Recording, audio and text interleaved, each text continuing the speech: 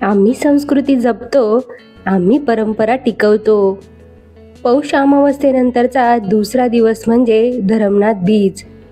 अनेक तालुक्यातील धर्मनाथ यात्रेच्या पूर्वसंध्येला हा उत्सव अजूनही ग्रामीण भागात सामूहिक पद्धतीने साजरा केला जातो.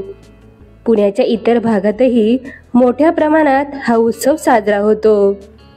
अनेक ठिकाणी यात्रा भरतात.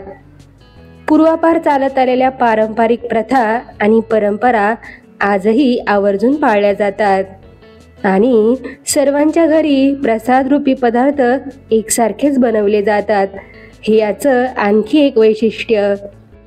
या बीजांच्या दिवशी ग्रामीण भागात घरोघरी गव्हाच्या उकडलेल्या पिठाचे दिवे बनवले जातात. त्याला ठम असे म्हणतात. ते घरातील देव्हाऱ्याच्या पुढे पाटावर किंवा ताटात ठेवतात. त्यात एक मोठा व 4 लहान प्रकारचे सोबत गव्हाचं मदान, मोठ्या ठमात जोंधळ्याचं ताट, त्याला कापसाची वात. सायंकाळी हे ठम तुपाने प्रज्वलित करण्याची परंपरा आहे. गावातील पुरुष ज्यांचे वडील हयात नाहीत असे 5 जण एकत्र येऊन घरोघरी जाऊन ठम प्रज्वलित करतात. त्याचवेळी 5ची वचनं, गुरुचे शब्द, दीप पाजळू दे असं बोलण्याचा प्रघात आहे.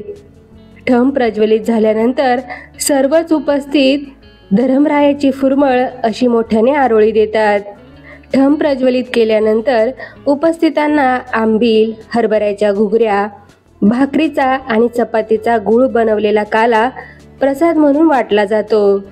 तर भरलेली वांगी, मेथीची भाजी, घेवड्याच्या शेंगा एकमेकांच्या घरी प्रसाद म्हणून दिला जातो.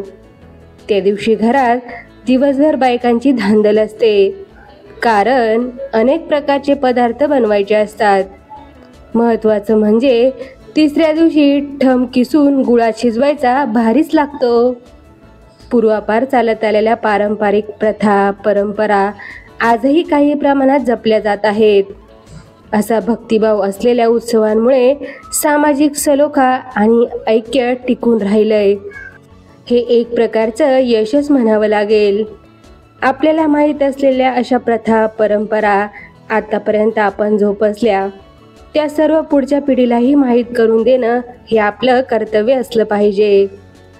धर्मरायाची बीज म्हणून उत्सव करावा तुम्ही सघन, याची नीती कुमारा सांगून कवळो पाहे जगासी. मंत्र स्फुरला आणि स्फुरमान, सकळ तुम्ही बोला वचन. अंबिलपणे शक्ती समान, सदैव करो उत्सव. ऐसे महाराजा गोरक्ष बोलता, मानवले सुरवरांच्या चित्ता.